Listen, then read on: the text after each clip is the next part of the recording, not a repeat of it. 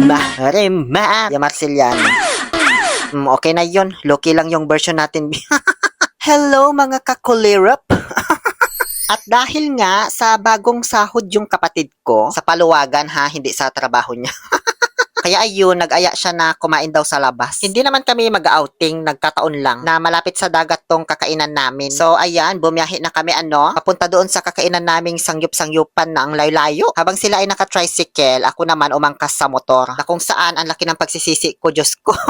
Bukod kasi sa init-init ba, hindi ako masyadong makapag-video dahil natatakot akong baka malaglag ba. Bagong kabit pa naman yung mattress ko. Ayan, di ko tuloy na ipakita masyado sa inyo yung tanawin papunta. Ewan ko ba dito sa kapatid ko, ang dami-daming sangyupan sa San Carlos gusto pang dumayo sa ibang municipality. So, pagdating namin dito sa bayan ng Binmalay, nilampasan namin syempre kasi hindi dyan yun. Basta may nilikuan lang kami dito. Tapos dire-diretso lang, ayun, napadpad na kami dito sa may tabing dagat. Hindi ko nga lang kabisado kung anong tawag sa lugar na ito. Di man ako maalam sa heograpiya at kasaysayan. Bale, ito na yata yung pinakamalapit na dagat mula sa lugar namin sa San Carlos City kasi wala talagang dagat doon. Nasa center kasi kami ng Pangasinan. Diniretso lang namin itong kalsada sa may tabing dagat hanggang sa nakarating na kami dito sa may Lingayen Baywalk. Hindi ko alam kung baywalk na rin yung dinaanan namin kanina kasi malapit lang naman. Dito na rin matatagpuan yung samgyupsalan na kakainan namin. Tanghaling tapat kami dumating dito, saktong-sakto sa lunch. Kaya ayan, nag-order na sila agad kasi hindi pa ako nag-almusal. Inantay ko kasi talaga dito para makadami-dami ba. Ang in-order namin yung may unli beef, unli pork, unli wings na. 399 tapos libre na daw yung bata. So dahil nga sa laging marami kumakain dito, tapos lunchtime pa, kaya ayan mag-aantay ka talaga ng available na do not give your enemy a seat at your table. Sabi ni Pia Wars pa. Sakto, may umalis naman pagdating namin. Kaya ayun, inaantay na lang naming malinisan yung table na kakainan namin. Habang ako'y nagtatanggal ng jacket kasi umaasob na ako sa sobrang init, Diyos ko. Kaya nagsisi talaga ako doon sa pagsakay sa moto. Ang init-init na nga tapos naka-jacket ka pa. Wala ka din namang choice kasi mangingitim ka talaga kapag di ka nag-jacket. Around 40 minutes pa naman yung biyahe. Tapos tirik na tirik pa yung araw. Diyos ko, tostado ka talaga pagdating mo dito. Ngayon, kukuha na po tayo ng mga side dishes. Unlimited na to be, kasama to sa binayaran. Tapos sasabi nila malamang, sangyup yan Pagpasensya nyo na at first time ko talagang magsangyup sa tanang buhay ko ba. Sa maniwala man kahit sa hindi. Natry ko naman mag-anli-anli sa Saudi pero sa mga buffet ganyan. Tapos boiling pot ganun. Pero yung ganito na parang Korean style, wala talaga. Di ko na try kahit meron naman sa Saudi ang sangyupan. So dahil nga sa matagal-tagal pa magluto ipiprito pa kasi itong bacon. Tapos habang piniprito dinadampot na rin. Kaya nanaabot wala tuloy maulam. Nauna na kaming kumain ng tatay ko kasi pareho kaming di pa nag-almusal. So spaghetti na lang kinain ko tong paya oras. Kaysa naman mamuti matak ko. Kakaantay maluto yung bacon na yan.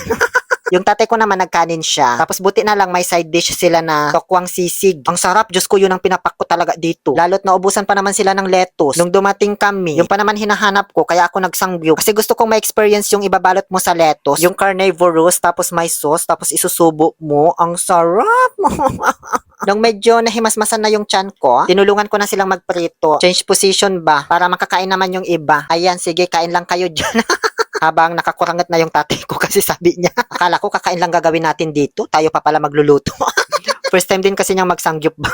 Maya-maya, dumating na rin yung unli wings. Pero yung inaantay kong lettuce, wala pa rin.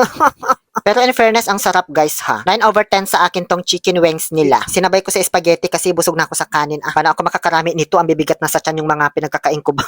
Hindi ako bayad ha, pero marirecommend ko tong G&G Samgyupsal. Hindi kayo magsisisi, 9/10 para sa akin yung mga foods nila. Maski yung spaghetti nila na specialty ko, kaya metikuloso ako sa lasa niyan, pero nagustuhan ko din siya ha. Sa service, napaka-accommodating din ng mga staff. Itataas mo lang yung kamay mo kapag may kailangan ka, lalapit na sila agad. 9/10 din. Medyo disappointed lang talaga ako sa lettuce. Sabi kasi 10 minutes, tapos nakailang balik-balik ako doon sa kuhanan ng mga side dishes. Wala pa rin talaga. Nag-order pa naman kami nitong sauce na bagay sana doon sa lettuce. Nasa 25 pesos yata isa nito, di kasi kasama doon sa unli. Maintindihan ko naman kasi madami ang customer. Kaso, umasa kasi ako ng very light. Nag-expect ba ganun? Ang dami na ngang lalaking nagpaasa sa akin. Pati ba naman sa kakainan ko, papaasahin ako. Charot. Patapos na kami, higit 1 hour na kaming kumakain dito. Kaya yung tatay ko tumayo na kasi busog na daw siya talaga. Tapos, biglang dumating yung lettuce na kanina ko pa inaantay. Dinidistribute na lang nila by table kasi kulang yata talaga sa supply. Kaya ayun, kumain ulit ako kahit busog na para lang ma-heal yung inner child ko. Ma-heal? Ma-experience ko lang ba magka-lettuce-lettuce? Parang Korean-Korean din, di ba? So ayun, okay na. Satisfied na ako, B. Thank you so much, G&G Samgyupsal. O siya, magbayad ka na, financer.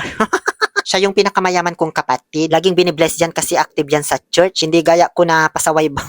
Pagkatapos namin kumain, nagpa-assess muna kami dito sa may gilid. Kasi kakatangan B, mag-aalas 2 ng tanghali. Uuwi na sana kami, kaso itong pamangkin ko, gustong maligo sa dagat talaga. Diyos ko, ang init-init. Kaya ayan, umalis din kami agad. Kung ako tatanungin nyo, babalik pa ako dito. Pero kung yung tatay at nanay ko naman tatanungin nyo, mukhang malabo na B.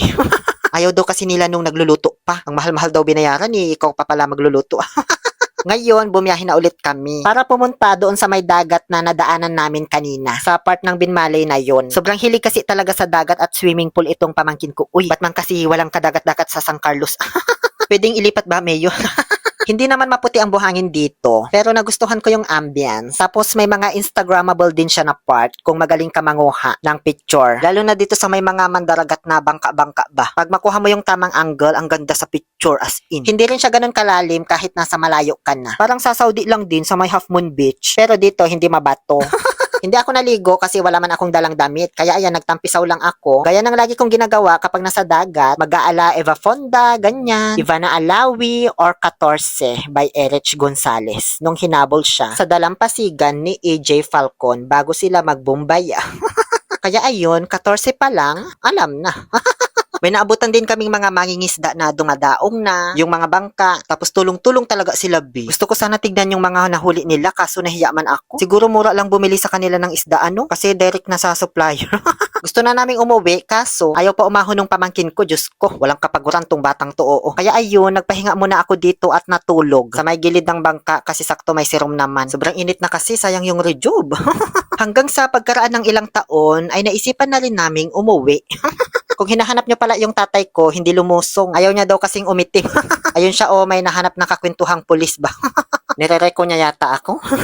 Nung pauwi na kami, dito na ako sumakay sa may tricycle. Baka kasi pagsisihan ko na naman balang araw yung desisyong gagawin ko ba. Ito pala yung gusto kong ipakita sa inyo na nadaanan namin kanina papunta. Pero di ko nabidyohan. Ito yung mga nadaanan naming malalawak na palaisdaan or Pokok in Pangasinan. Papuntang Binmalay ito. Ang haba talaga niyan, guys. Siguro yung sukat niyan nasa San Lasos 50 pa. So impayan ko nuwangalan. Sustos-suston pitoy bulan. So impanikat daad sa yan sigay. Impay palag kulad sa di madwaway sa bangay dagupan. Say tinabuyay dagdagan jad kamiling tambayambang asunsoy siran na amayamay nagbaytay tayod kalmay nila nurton dinamay pati abong yamayamay. Yun lamang po, muli ito po ang inyong Happy Pill Oliver Castro na nagsasabing no to toxicity, let's make people happy.